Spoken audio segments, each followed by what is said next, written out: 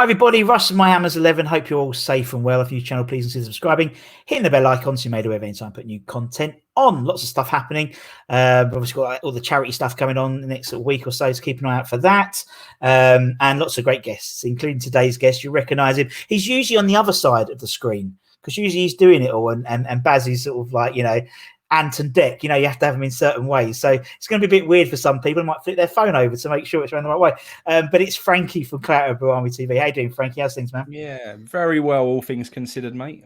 Exactly, all things considered. Exactly. But as long as we've got our elf and roof over our head, I think that's that we're on par. You know, if we were playing golf at the time, we were all right. So how's things been for you? Obviously, everyone sees you. Sort of Claret and Blue Army TV, but obviously work-wise, how's things going for you at the moment, man?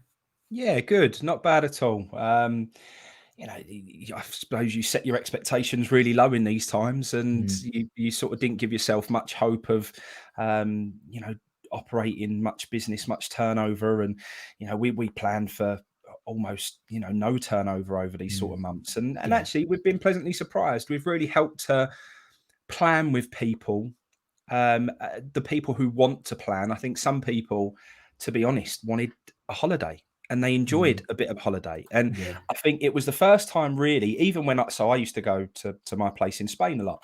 You go over there, but you still don't switch off. So you're still thinking about what's going on at home. You're still talking to staff. No one ever really has a proper break. But because everyone was shutting doors, you was able to actually completely switch off for a change. So I think that was a real positive, that that were able to have a proper.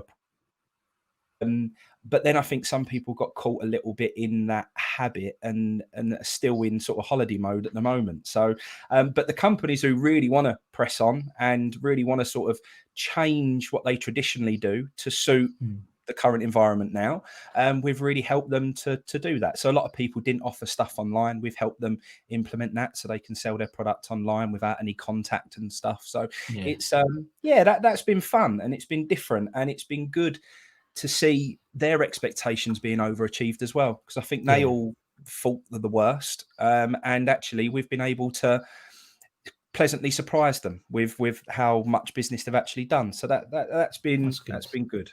Yeah, and I think it's the way people diversify in their business now, it seems, isn't it? It's like it's not, you know, traditional ways. It's looking at other ways to market the business, other ways to get into people's homes and stuff. Particularly, obviously, as we said before on camera, you know, before we started, you know, people not necessarily going in and doing the sell face to face, you know, and things like that. It's being a bit more open to do new things, and in business in general. You know, I mean, my firm, you know, they're much more open to people working from home, where, you know, beforehand, I mean, they had to be now, but beforehand they weren't so much, and it's just the nature of the beast. But it opens up people's eyes and gives it, you know, I think actually when everything comes out of it, I think will be a better working environment, because people will be working from home, and there'll be, because you can do that now, and we've proven the model works and stuff. And it's as I said, we're sort of, you know, as long as you keep your head above water, you know, everyone's all right at the moment, as you said.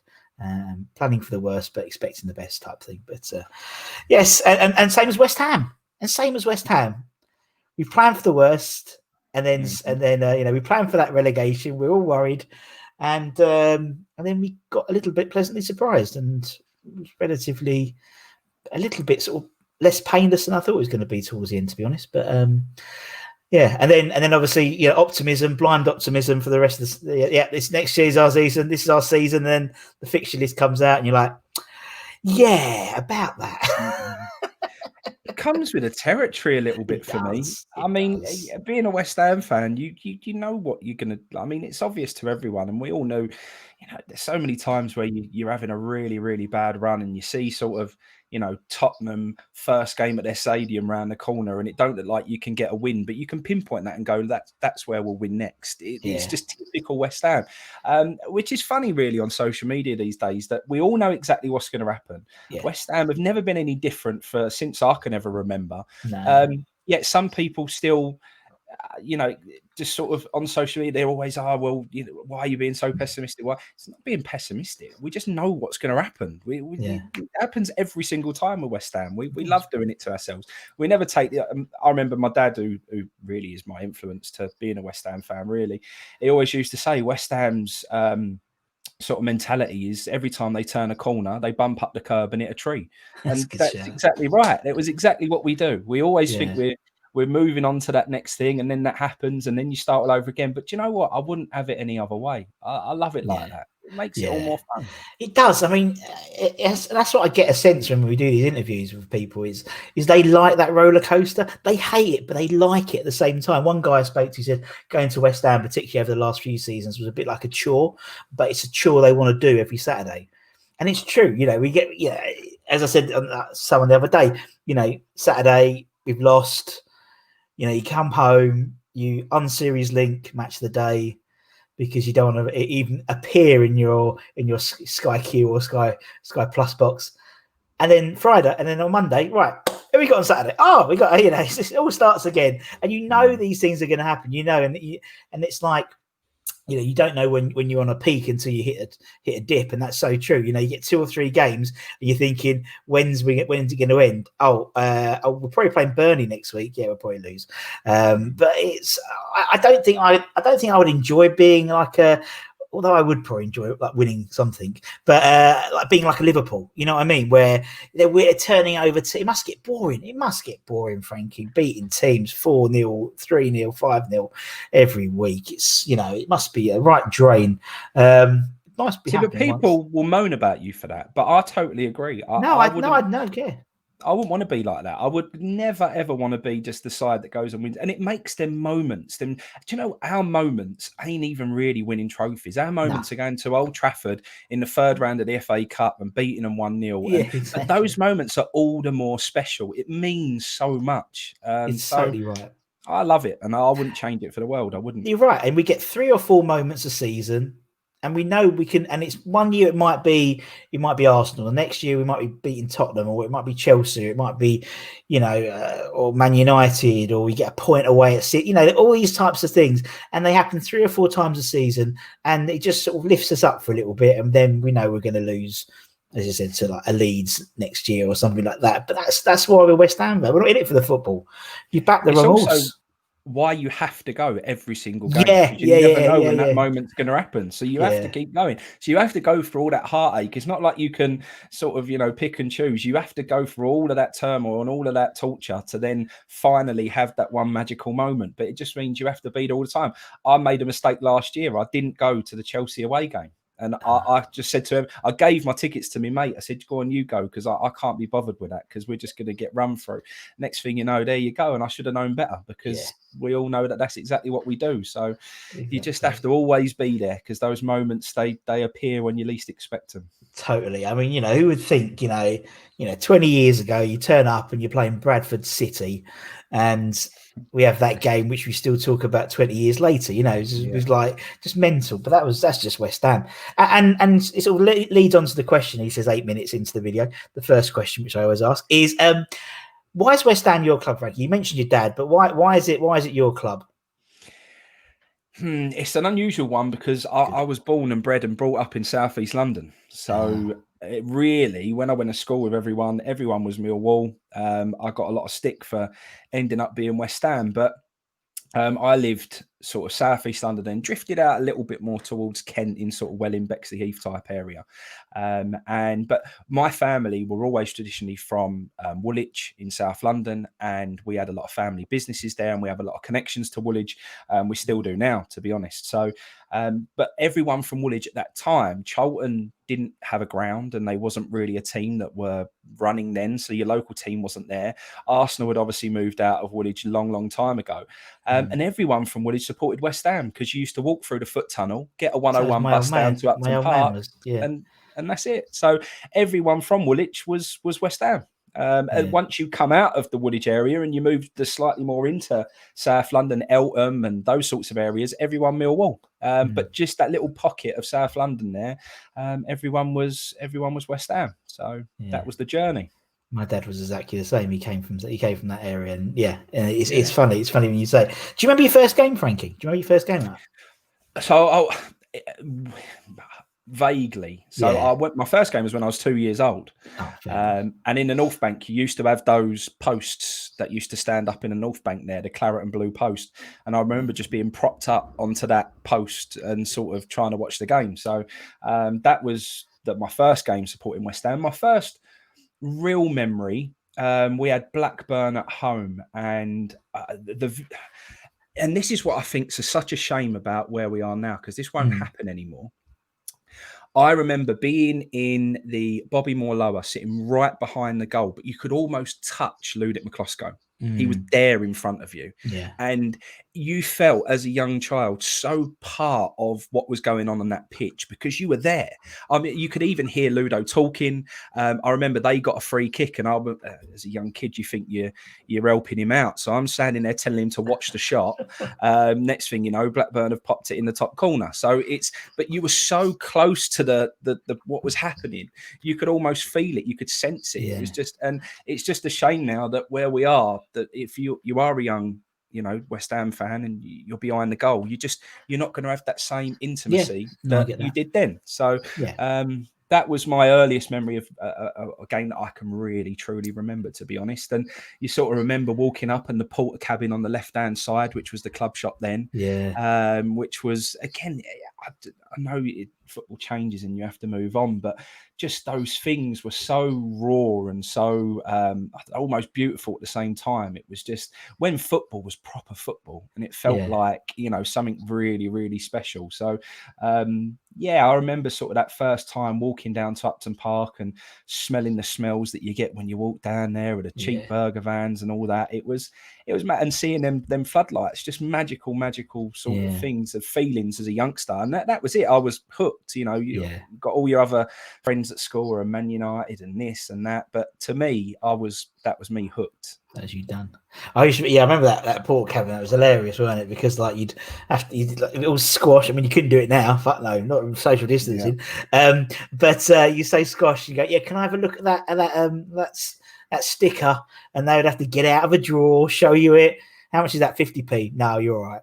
And it's like it was just so weird. It's such a weird place. And sometimes you'd see some of the staff running in, getting a shirt, and it's just, you're right. It was more sort of a spit and sawdust time, you know what I mean? It was all it was raw, and he's like, and it was obviously you said it's about football just moving on and stuff, and those burger vans, that cheap smell, I can never recreate that smell, you know what I mean? It's like I smell it once when I went past a fish and chip shop, and it just took me back.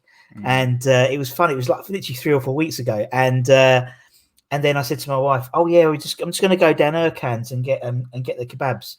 Ercan's? I haven't been Ercan's on the corner for 10 years, because where the old Brooklyn and Bond's mural was, and I was like, where did that come from? And it was just like how smells and stuff evoke. And I always remembered in by the supporters club, there was 2 burger vans opposite that really small little road, dead end, and I was thinking, why are you so close? It's like really weird turf war, you know what I mean? It's like bun war in terms of those two. But it was a special. I mean, as you said, as a kid, everything you're taking everything. I mean, I remember, and actually you were saying about Ludo and watch out, and he scored. I remember vividly my first game, and it set me up for life with West Ham, to be honest. My granddad took me, and I think in the opposition, we played like Oxford United or something like that, and they scored after literally 30 seconds. And my granddad just turned to me and said, "That's it, get used to it." And I didn't believe him at the time, and now I do, because obviously that was our promotional season, so we won loads of games and it was all exciting. But obviously, I was a glory hunter, basically, quite clearly. And obviously, all the stuff with Clanbury Army TV. I mean, that must be fun, you and Baz and doing all that type of stuff. Yeah, it was really sad. Baz sort of decided he didn't really want to go and get involved anymore, and it was a shame, because he used to drive every single game. He was there without fail, and he was collecting for Isla, and he's such a huge part of his life for such a long time, and he felt very disconnected from West Ham. And he also, with his work, he's sort of intermittent. 1 minute he's really busy, and the next minute he isn't. And it was just like, look, you have got some spare time. If I can set you up and get things going, then do you want to go on and talk about things? So that's where it all stemmed from, really. And then I sort of had no intention really of even my idea was to go on as a guest maybe once a month, and that would be it. And then you sort of get the bug for it, and even for myself, it's nice to get it off your chest at times, really, after a game happens and there's things that you want to rant about and there's things you want to get out your system. It's nice to be able to go on and sort of get all that off your chest, really. So that's why it sort of was born, really. And are we trying to sort of really push on in that space and get loads of subscribers and all that? Not really, but it is literally just a platform for us to have a bit of fun with. And it might not seem it's there to, and it's so strange today. It feels so much more relaxed being on this side of it, and sort of not. You can actually just enjoy it, and you can be a bit more happy with it, because you're not being pulled on your opinions on things. And one thing that me and Baz cannot do and will never do, we will never sugarcoat or try and look at anything through rose-tinted glasses. It's always straight from the heart. It's honest opinions. And people sometimes don't like to hear the truth, because the truth hurts sometimes, but that we're always going to be the same. That will never change. And if people want to enjoy that and listen to that, then great. If they don't, then that's absolutely fine, and that's up to them. So it's never a thing that we're trying to sort of take over the world with it. It's just a bit of fun, really. So. Yeah, it was. And obviously, you had the quiz the other day. That was great fun. I love that. That was good fun. A few technical issues, unfortunately, but I mean, it was. You can what was it? You can guide a horse together to the river, but you can't make it drink, or you can only do so much, Frankie. But I thought that was good fun. That was good. That was nice, and it's nice as well, because obviously you do that type of stuff. Really, it's interactive. It's we've had some other people do quizzes and stuff, and it tends to be more of like a game show where you get guests. But it was nice to get the people watching it can jump on. It was good fun. Obviously, Ken Irons won. Obviously, my unofficial fact checker. Well, we'd really purposely tried to set it up so knowledge had no bearing on the result. That was what me and Baz had sat there and gone, what questions can we put out there that are just going to make it so you can have all the West Ham knowledge in the world, but it ain't going to help you. That was the idea, and it still it hit the Mr. Knowledge sort of walked it, really. So. He did. I came second, though, for those of you interested. You did do well, I did. Yeah, I buggered up a couple of ones. I didn't read the questions.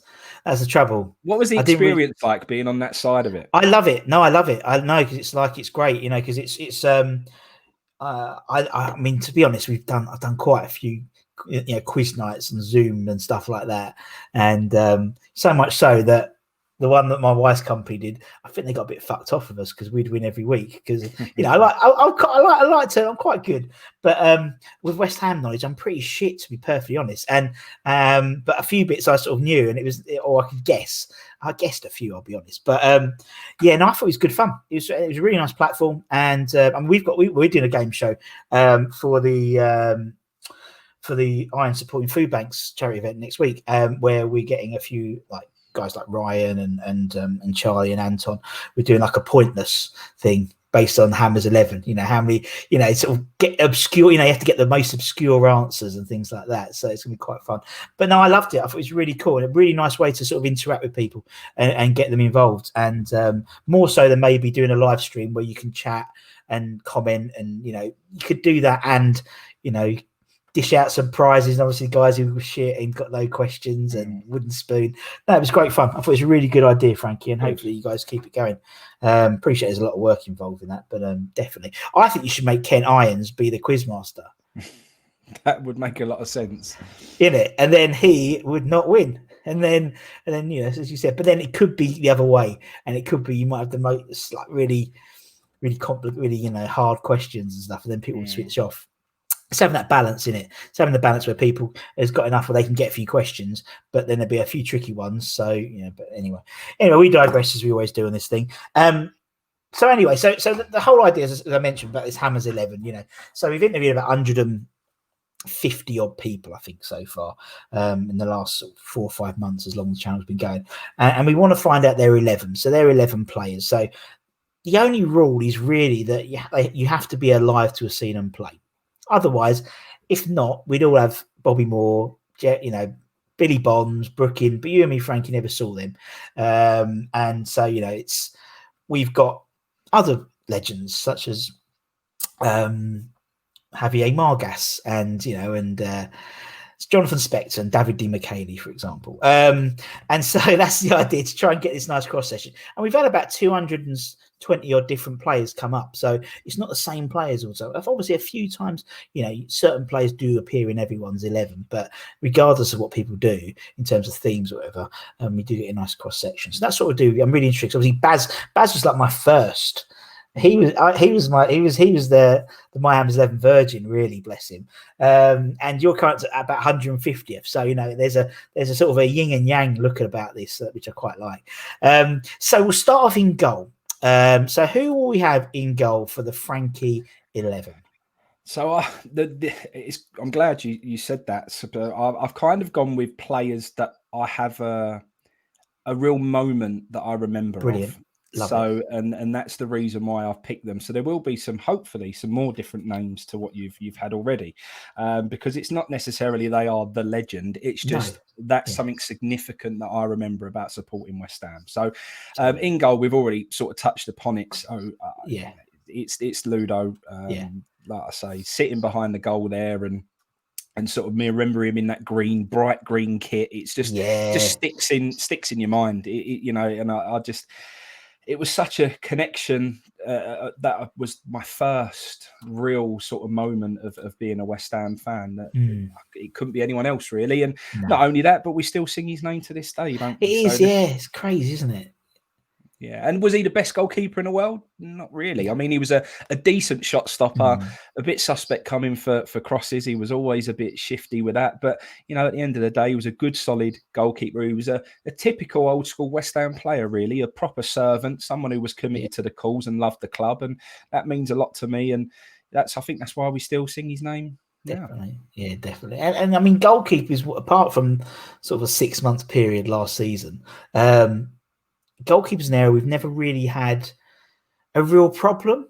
You know, it's always been, you know, we've always had a good keeper, you know, whether it was a Ludo, obviously Phil Parks before then, or Rob Green, David James, Xhaka, Fabianski now. You've always had a good keeper. And I think, you know, compared to other positions, particularly, I think goalkeepers, although I think we'll have to look at next year, season after next, in terms of replacing old Fab, because, you know, he'd be 36 next year, I think, something like that. It's quite old for a goalkeeper. And you look at who are the second, third, and fourth choices. They're all mid-30s as well. So it's an aging problem, I think. But I think we'll be all right for this season. Right, okay, we'll put Ludo in goal. You go through the team as you want to, Frankie. Okay. I'll go right back. Sure. Next, and Sebastian Schemmel.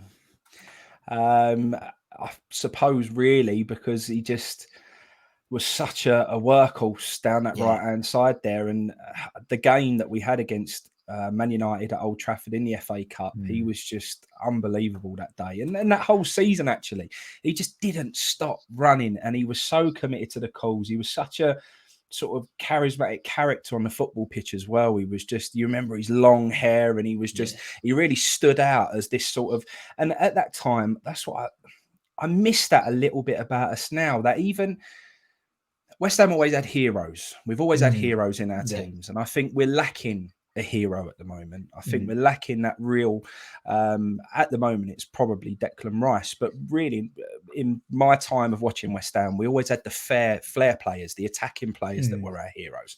But even if you took those heroes out of it, you always had other players that still really stood out, that you loved, and they weren't the best players in the world, but they were solid, they were committed, they were, 110% givers, and he was one of those players. And I just felt we had such a team at that point in time that you felt you could go anywhere and get a result. You just believed. And I remember going up to that day, Old Trafford, and you just knew we was going to win. I mean, there was just West Ham everywhere, like absolutely everywhere. I got off a bus, and you go into Old Trafford. I mean, they've got 70,000 odd fans there. You expect it to be swarming with Man United, but it wasn't. There was West Ham everywhere you went.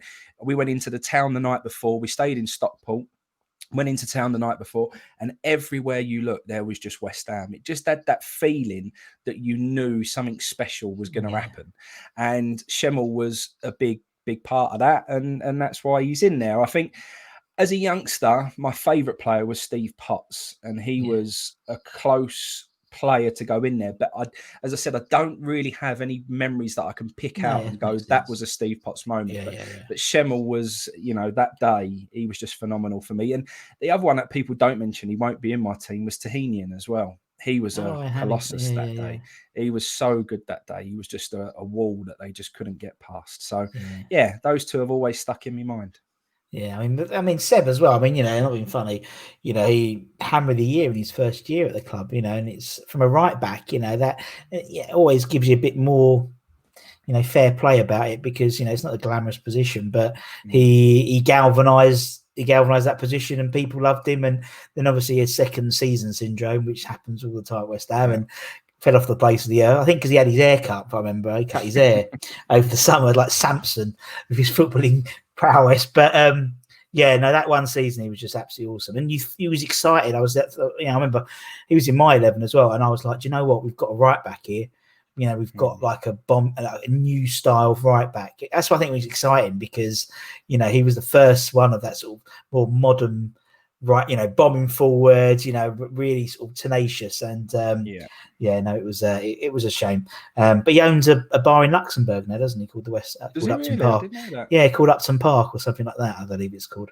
Trying to get him on the channel. Right, okay, Seb's in. Who's next then, Frankie? Alongside him in the middle will be Thomas Repka. Oh, Tommy Repka. And obviously, after his first 3 games, I probably hated him more than I'd ever hated another West Ham player in my life.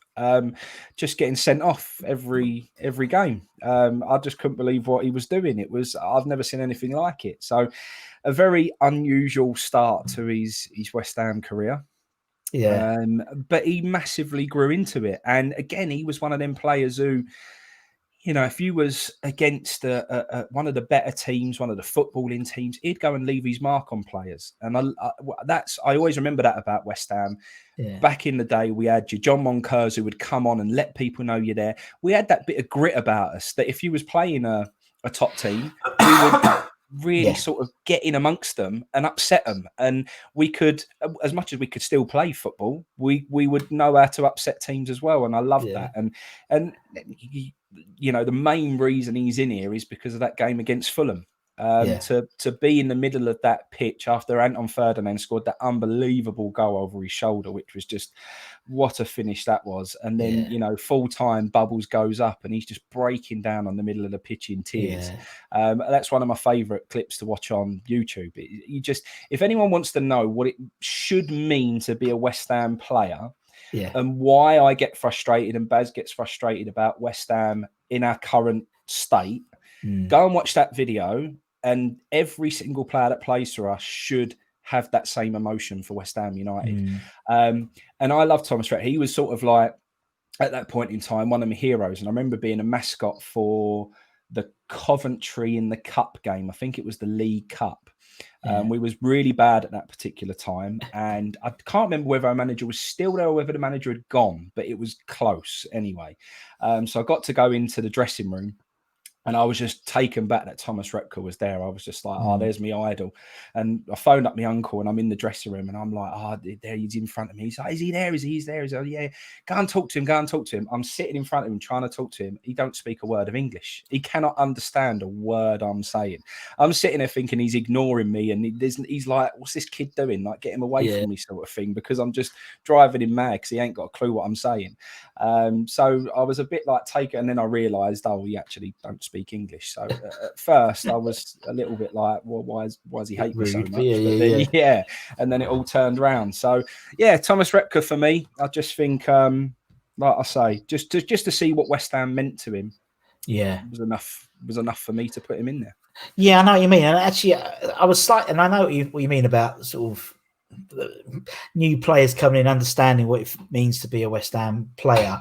I was encouraged, something that Moyes said actually recently about the players he wants to bring in from now on, he wants to make sure that they know what it means to be a West Ham player, in terms of the fans and stuff. And you get that feeling, obviously, with Souček and Bowen, that they particularly Bowen, he's the right type of person we need, that sort of young, sort of hungry, British-based player who's going to just be mustard. And same as Souček as well. He just seemed, it's grafters, but not grafters in water carrier players, but with a bit of skill about them. And and I think that's probably the reason why he's got more West Ham older ex-players in the squad, sort of, or in the playing staff as well. Obviously Nolan and Stuart Pearce, and obviously Colton and not Konchesky's gone to Billericay now, but Zavon and various others, and Steve Potts and Kevin Keane, and it's to get that sort of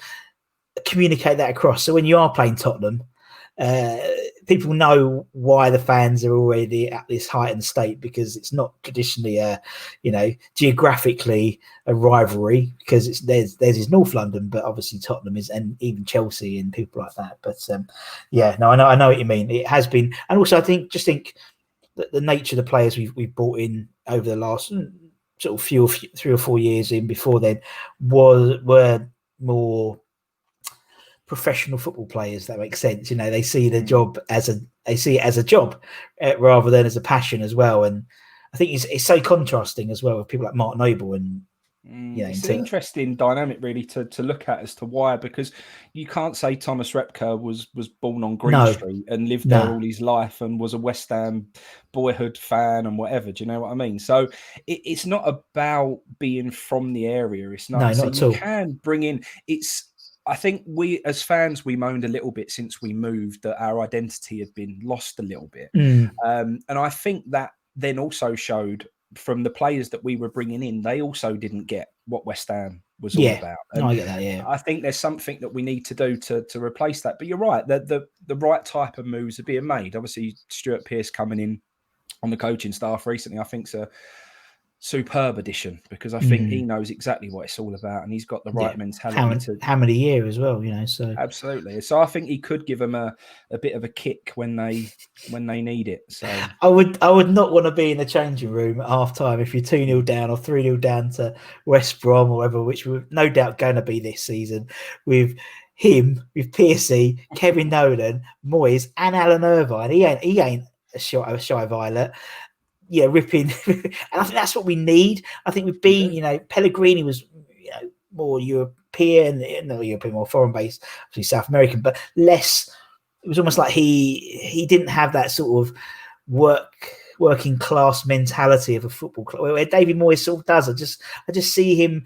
I know people, some people like him, some hate him. I see him as more of a fit as we are at the moment, what we need to achieve. Same as Slav. Slav was brilliant on the passion side, but you think he wanted to be everyone's mate, and he wouldn't rip sheds of shit out of them if they haven't performed. And I just think you need to have that sort of. I mean, Alex Ferguson famously, the hairdryer treatment and stuff, and that's what I think you need. That slightly, if you do a good job, he'll praise you, but if you fuck up, he'll actually, rip you. And we'll see what happens. But yeah, I know what you mean. And you're right. People like Paolo Di Canio and people like that, might talk about that later, but they're not from around here. But they just get the fans, and it's strange how some people just connect and some people don't connect. But anyway, back to we got Thomas Repka. Who's going to partner Thomas in the centre then, Frankie? Has to be Rio. Yeah. There's no real massive memory that stands out other than being up at Leeds and singing "You'll Never Get Rio," and then 5 minutes later he's actually been sold. That was that was something that will always sort of stay with me. But the thing I think with him was I played centre half as a boy. That was where I played. I used to play a lot of football. Yeah. But it was the first time I'd ever really seen a centre half who wanted to have the ball at his feet and run out of defence and try and get play going and make things happen. It was so new to me. I'd just never seen anything like that before. And especially as a West Ham fan and such a talent he was sort of coming through, it was just such a joy to watch. So it sort of completely changed my thoughts of how a centre half should be. And to be honest, I think at that point in time, I think he was one of the first to really adapt that position and make it more of a half back kind of role where you I know what could I mean. push into the midfield. So, and I don't think people give him enough credit for that. I think he did change how centre halves play football all on his own, really. So, just an unbelievable talent. And yeah, as a West Ham fan, I don't think I'd ever seen anyone on that level as a centre half before. I just think he was superb. Yeah, and you're right. He sort of moved away from the defenders, really, wasn't it? Like centre half was like a blocker. He was like the hardest blocker out of the back four. And no, you're totally right. It did make it a lot more ball playing. Just as you said, like having the ability. Rio could easily play in every position on that. He probably could have a going goal as well, to be honest. But he could play any position in that team, and not be out of place. Obviously, I think he played. I think Cameron was right wing back once. He was played midfield. They put him up front a couple of times, and it was but it was a great player, and he still has a deep affection for West Ham, and that's what we like when players leave, and they leave in the right way, don't they? In terms of still talk nicely of the club and stuff like that. He left in the wrong way because we sold him for far too little money. Which we did, always seem to do, and I just fear that we're going to go and do that again with the English talent that we've got at the moment as well. So we never seem to get the right money for players, and we certainly didn't get the right money for Rio Ferdinand. Yeah, no, I agree. Particularly, obviously, a couple of seasons they flipped him to United, weren't it, for a stonky more money.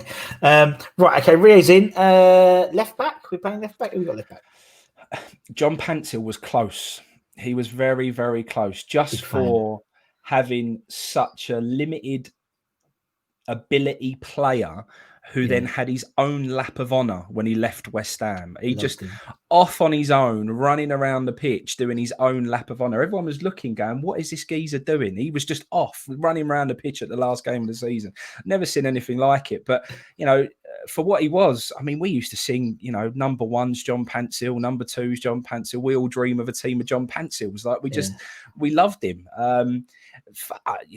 I'd still do that now when you've got the people calling the numbers at the ticket office. If I'm in the queue and they tell you what booth to go to, if they shout out number two, I'll shout out John Pantsil. And everyone looks at it. I don't think people even remember who John Pantsil was now. We've had him on the channel. He's great. He's great fun. Just a character. I think he ended up beating up a policeman or something as well, didn't he, in a police station? He was a bit of a bit of a nut job, but what a character. And just so he didn't make it because unfortunately his ability wasn't quite there, but fond memories of John Pantsil.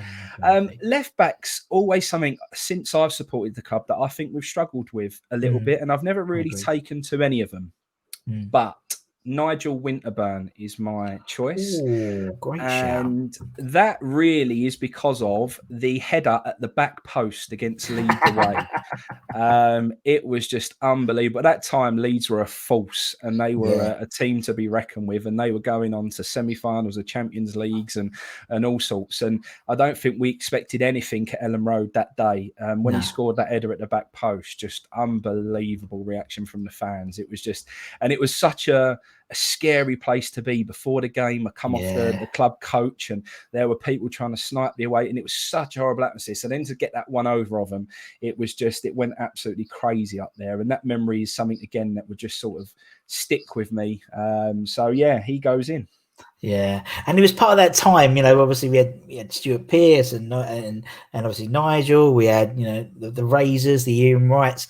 It was almost like when you're playing Championship Manager and you get to that close season, you see who's available on a free transfer. And it's someone you've heard of. Oh, I'll get him. And you'll play one season and you'll get enough out of him. And we had that sort of procession every year, sort of who's going to be our veteran, whether it was a Rob Lee or Nobby Solano or someone like that. We had these sort of, and it was fun. But Nigel he did a good job for us, definitely, and his legs were gone, same as Pearce's legs were gone when he played there. But at that time, it wasn't so much of an issue, I don't think, having a slower left back. And for nowadays, you cannot have Pablo Zabaleta. You cannot have him. And obviously, he got found out last season. But the wingers are so quick and the game's so fierce, played on the wings, that you need someone young like Ben Johnson and stuff like that to have that sort of be able to match them for pace nowadays, where you couldn't just be wily. Like, you know, they were always the wily veterans and they would know how to play a winger, a young winger or something like that. But yeah, okay, Nigel's in. It's going to midfield then, man. Who've got midfield then, Frankie? So I'll go with both of the sort of, I don't know, the idols that I had as a youngster, I suppose, sure. And that was Joe Cole being one of them, because I think he was probably the best player that I'd seen play football, you know, live at that point in time. I just think he was class, and you knew he was coming through because they won the Youth Cup, and that was an unbelievable achievement when they won that. So you knew something special was coming. And yeah, just to see a player with that much skill and ability. Again, it was just from what I'd seen previous years being a West Ham fan, I'd never seen anyone who had that sort of those tricks, and it just sort of took me back as a young boy. Really, you just looked and you was just in awe of what he could do with a football. It was just superb. So yeah, Joe Cole goes in for me, and then next to him has to be Michael Carrick, because they were both there at that time, and Carrick had that sort of I guess he was the player who sort of went under the radar a little bit more, really. You know, but he was the one who sort of made everything tick. He done the simple thing. He moved the ball around well. He sort of, and I remember at that time he said, you know, I'd never leave West Ham for anyone other than Newcastle, because Newcastle was his boyhood club. Yeah, everyone was saying he's just left peg was just incredible, and it was just exciting times to have both of them players coming through at the same time. It was just such an exciting time being a West Ham fan. Yeah, it really, really was, and we've had a few, obviously. I know we had obviously Tony Carr, and he speaks about that time, and his 11 was pretty fucking awesome, to be honest. It was all players that he's brought through the academy. It was like literally the fucking England first team. It was mental, it was just that time, wasn't it? And it was a whole sort of weird time as well, because you had these young, you had obviously Rios, you had Frank, you had Carrick, you had Joe Cole, you had Glenn Johnson, you then had Ian Wright and Razor Ruddock, and then you had, you know, your crazy foreign players as well. It was a really weird time. It was my best time as a West Ham fan, that period. It was just so unpredictable and so fun. And you had you had your Ian Bishops and your John Moncurs, and it was just a really nice hodgepodge of people. And Carrick was, and you're totally right. I always think he got sort of left out in the wash a bit when you talk about. It's always about Joe and it's always about Rio, but Carrick went on, and every team that he left after he played, they didn't recover. I don't think we haven't had a player like Michael Carrick since he left. Neither did Tottenham. Neither did Man United.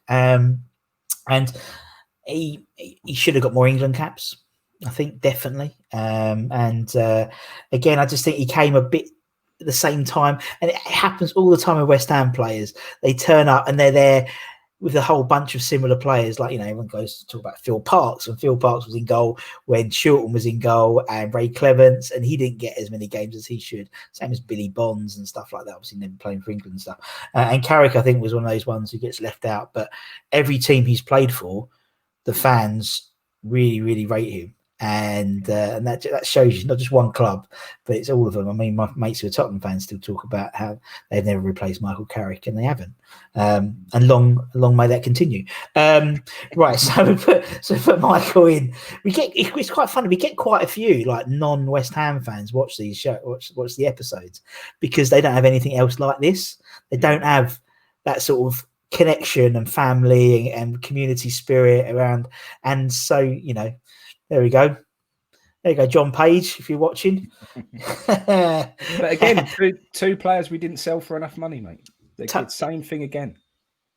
I mean, if you was to total up, you know, what you should have got for Rio, Cole, Carrick, Lampard, Defoe, Glenn Johnson, if you total up what their value would be in current market, it would be phenomenal. I know it's a different time, but even back then, still, we just didn't get enough money for those players. No. We didn't, and unfortunately, obviously, Carrick being obviously, you know, we hadn't gone up, and that's why I like someone like Carrick, because he said, "Look, I'll give you a season in the Championship," you know, and we were, you know, one goal away from him staying with us. Really, you know, I still have nightmares about this sea of, yellow shirts bobbing along to Glad all over Millennium Stadium. But he did, and I respect people who do that.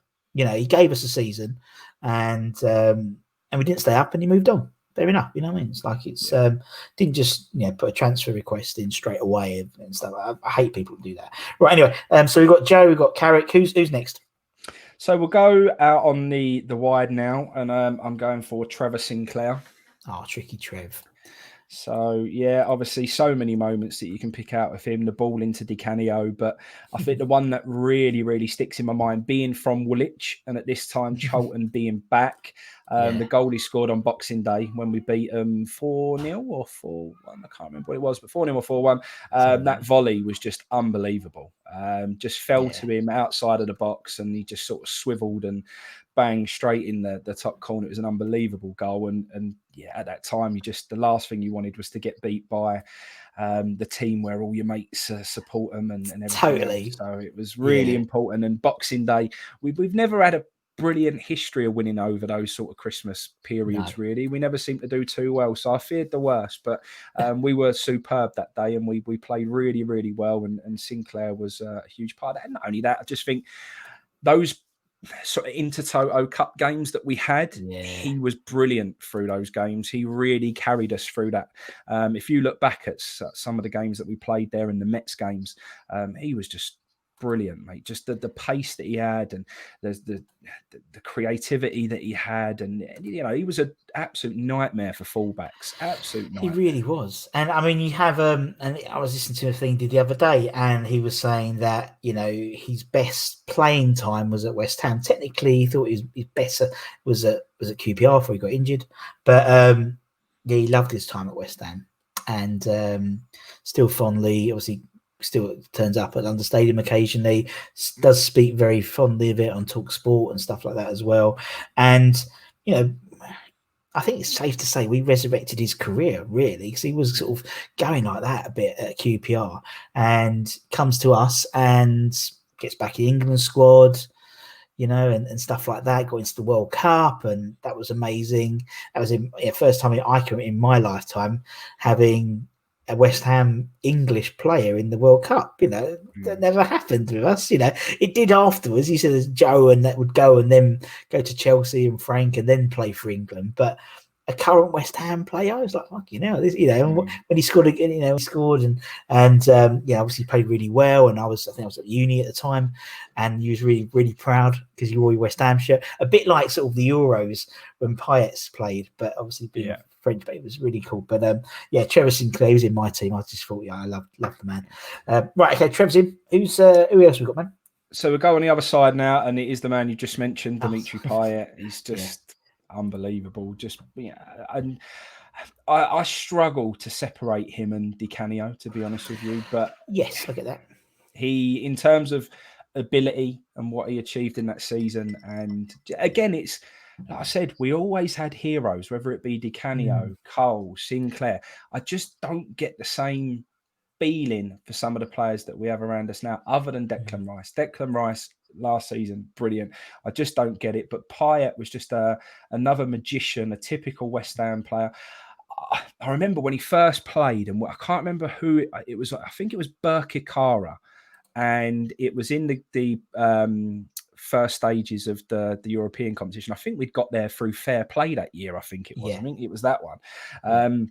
And I remember him starting, but he wanted to take everything. And I was moaning so much. If it was a corner, he wanted to take it. If it was a free kick, he wanted to take it. And I was like, he ain't going to be one of these players who just wants to take everything, surely. Because you get that at school. You don't expect that from a professional football team, that one player wants to take it on the left and the right, and he wants to have the throw in, he wants to have this, he wants to have that. So it was like, surely we. And then all of a sudden, just let him take everything now. Just let him have it all, because he grew into it. That first couple of games, he was a bit like, I weren't too sure about him, and then he just got better and better, and just that a fire was lit. I think he took to us, we took to him. I think it was just all written in the stars, really, for that last season, for that to all come together. Bilic ended up being the manager who got it, and he couldn't have been a better man to have at the club for that final season. I think you know, in terms of the memories that he gave me there were just unbelievable. Were just every time he touched the ball, you just thought something could happen, and it was just so exciting to watch. And yeah, I'd give anything for another player like that right now, to be honest. Yeah, totally. And you're right. You're right. I think West Ham fans are happiest when we have that mercurial player. You're right, like a Di Canio or a Payet or a Joe Cole, or Alan Devonshire, or I don't know, even back even further. You know, it's like you have to have that sort of fancy Dan type player. We love a fancy Dan type player, but I think with Payet, it was just. I mean, you know, I know what you said. I mean, I'm the same. You know, between him and Di Canio, I have a different view. I think Payet was technically the best player I've ever seen at West Ham. That's for sure. No shadow of a doubt. Although Louis Jimenez came close. I forgot what a good player Louis Jimenez was with his bleach blonde hair, but I watched it back and I thought, oh, he was fucking good. He should have played more. Anyway, but he was, and that's it, that Berkakara game. I remember it so vividly because I had to do the announcing that day, and I couldn't, and no one knew any of the players. And I've got his team sheet full of just consonants. I was like, I don't know, and I don't even know how to pronounce Berkakara. Was that right? And it was like, and I was talking. I remember like talking to like Paul Stringer, the press officer. I was like, Paul, he goes, I don't know. And I was like, where's have Berkakara got a? Have they got a press officer? Oh, I don't know. And they're like some bloke with a fag, like it was like. And I remember they got their manager was really short. I think it was Berkakara. It might be at FC Astra, but yeah, one of them. And he's really, really short, and he wanted a fag, so he'd go out at half time and like pre-match out the front, you know, by the reception to have a fag. Like, well, everyone else has a fag. It was just really, really bizarre, and it was just such a weird day. So I sat there, and I was sat next to Chiarte and Sacco, and they were laughing at Fabrizio Micoli, who was like their star striker. And I remember because Berkakara had McDonald's, was sponsored by McDonald's, and he was the one that Mark did the, oh, you're fat, mate, you know, that. And they were laughing at him, and I said, no, he's like a proper he was good. And I was like, bring up his Wikipedia page. He'd played for like Milan and Italian, and they were just laughing. It was really, really funny. But yeah, no, I remember that. I remember sort of Payet. He was. Again, we didn't really know much about this man. Obviously, the stats people knew he was top of the European, you know, chances league or whatever, you know, whatever it was. But he was, and again, a guy who didn't really take too many games to get into the swing of it. Do you know what I mean? I remember the Southend game. You know, and that's when he sort of came alive when he scored that goal and was just incredible in the friendly. And then the first game of the season. The Arsenal game, and he was doing the pirouettes and stuff, and yeah, no, he was amazing. He was an absolutely amazing player. And you get and people sort of moan about obviously the way he left and stuff, but you get that with those types of players, don't you? You know, they're all right, but you know, if you have to be nice to them. If you're not nice to them, they'll throw their toys out the pram and want to go home. And yeah, that's what he did. And same as Arnautovic. And I mean, you know, we only got Paolo because he pushed over a ref. You know what I mean? So what do we expect? Right. Okay. Let's go. We're playing two up front. Yeah, playing one in behind and then one as the main striker. Nice. So Di Canio in behind, obviously.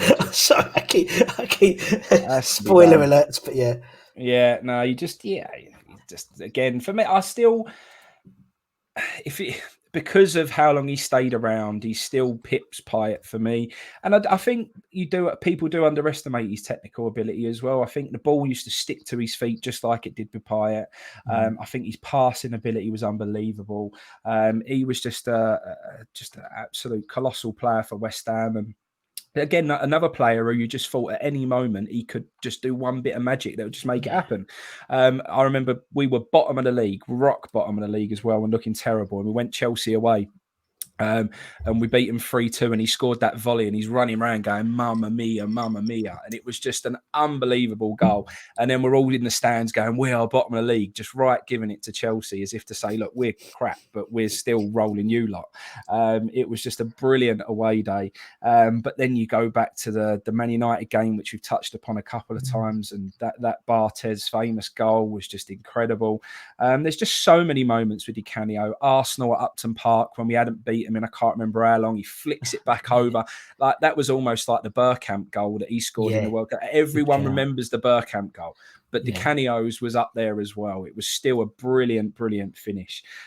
So yeah, I think his technical ability, you know, he could have held his own against Payet. I'm sure he'd say that too, to be honest. But just an unbelievable West Ham man. Again, just he loves the club with a passion. He just, you know, even now, and you see him come back and he's singing Bubbles and his claret and blue suits that he wears. And he was just an unbelievable character. And you hear some of the stories of him turning up first day at training and he brought his own coaches along.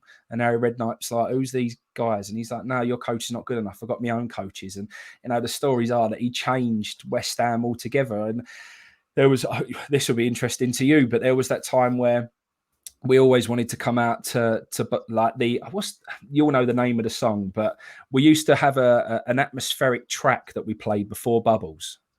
Was it? We had a few. We had the Apprentice song. That's the one. That's so it's the Knights of the Capulets. I think Romeo and Juliet is called. There you go. Yeah. So that one, but he made the DJ change it to the Paolo Di Canio song. We didn't actually, technically I think Paolo didn't make it change, but we started to do it more often. But it wasn't, if I remember correctly, me and Jem, it wasn't necessarily this was Jimmy Bullard who said this, by the way. Yeah, I mean, Jimmy, bless him. But, you never know what he's coming out with half the time, to be fair. I mean, it's something that Paolo would probably say. I mean, funny story, I was talking to one guy and he was interviewing Paolo and he was at Chadwell Heath waiting for him. And I think the team were playing in a cup game and he wasn't in the squad. And he could hear just whistling of the Paolo Di Canio song. Just could hear it for like constantly for about 30 minutes. It's like, who the fuck's that? And Paolo walks out, and it's pissing down in rain, but Paolo walks out from the shower. It was him whistling his own song for half an hour. You know what I mean? And it's like, it was good fun. But we apparently changed the diet for everyone. He changed he changed and made everyone go on to pasta, and he completely changed the whole culture of the club. Funny. But that's a man, and it's such a shame because he should have been a West Ham manager in the future. He should have been someone who managed the club. The only reason he doesn't manage the club is because of modern day football and how it's gone now. And he's someone who demands 110% all the time. He would demand too much of the modern day player who are prima donnas, who are, don't want to give that level of commitment. And that's why he would fall out of them. And it's such a shame because if you let him do the things that he wanted to do and you bought into his philosophy and you ended up super fit and you trained to that level and you gave the level of commitment that he would expect from a West Ham team, he is someone that would bring success to the football club. But because of the way modern day football is now, the types of players, they just wouldn't tolerate his management style, and they wouldn't tolerate his attitude. And that's why he'll never manage West Ham. But I think that's such a shame. It is a shame. And you're totally right, Frankie. Absolutely totally right. They're slightly mollycoddled, aren't they, the modern footballer? And just the nature of Paolo, he would rub players up the wrong way. They would want to leave, and so you just see it there. I think that's what happened when he was at Swindon for a bit, and at Sunderland the same thing happened. And he's a tragedy, because I think he would, if ever you want someone to connect the fans with the team, he would be that person. Do you know what I mean? He would be in the middle of that Venn diagram between the fans and the players. That's him in the middle. A bit like what Martin Noble is. He's a man. He's a fan playing for West Ham, and Paolo would be a fan, a bit like what Bilic was for a while. But I don't think Bilic had that nastiness. The problem with Bilic was he wanted to make friends with everyone, but he also brought in all of his mates. So his fitness coach was his mate, and he was like well past it, and it was all too like that. And if he would have done what Moyes is doing now, i.e. bringing in a Stuart Pearce and bringing in those sorts of players, he might have got away with it a little bit more, but he did surround himself with his friends and wasn't good enough, I'm afraid. Yeah, I agree. Oh, sorry, Ice Cube, very unprofessional. No, I totally agree. But yeah, and I love doing these things because everyone's got a Paolo story, and some of the stories that come up are just hilarious, and that's all whistling. And we had John Joe and Gary Herman came on, and they got invited down to Swindon to see. Obviously, Paolo was still manager there, and they were in the City ground in Paolo's office, really at the ground. And Paolo comes in and there's a chatting, and he opens up his desk drawer. And bear in mind, he's in Swindon. Yeah, it's his job. And the drawer is rammed full of West Ham memorabilia, like pictures, like clippings. And they spent about 2 hours after the game. I think they'd lost as well. I think Swindon had lost, going through all this West Ham memorabilia, and it's like, Paolo, bless you. Nicky Hawkins does a good one as well about him at one of those fan events, and Paolo's all dressed up, as you said, in his Claret and his Gucci glasses and tanned, and Nicky went, "Oh, looking good there, Paolo." He just turned around and just went, "I always dress up for my family." It's like, oh, bless him. All right, so Paolo's in. Because I think, personally, I mean, we talk about the Paolo Payet debate. Payet was better technically, I think, but Di Canio was a better player because you've got the technicality, but you got the passion. You didn't get it with Payet. Payet had to be on it to be good, where Di Canio would force himself to be good if he was having a shit game, and that's why he's my favourite player. Another one there. Go and watch his last game for West Ham and see him come down that tunnel in floods of tears. We've got a couple of players in now who have left and absolutely been heartbroken because they're no longer going to play for West Ham again. I can't say that there's one player that we've got at the moment that would play the last game for West Ham and be in floods of tears, obviously other than Mark Noble. I think Mark Noble is a given, but anyone else. And we need that back again. We need players to feel that way. And if they do, it will make such a difference. What we've got at the moment with players, we said Fancy Dan's. I think Anderson has everything in his locker to be that player. And when I saw him score that goal, the little flick against Man United, I honestly thought that he was going to be the player that would go on and become that new flair, superstar that we'd all fall in love with. I really did think that, but he just.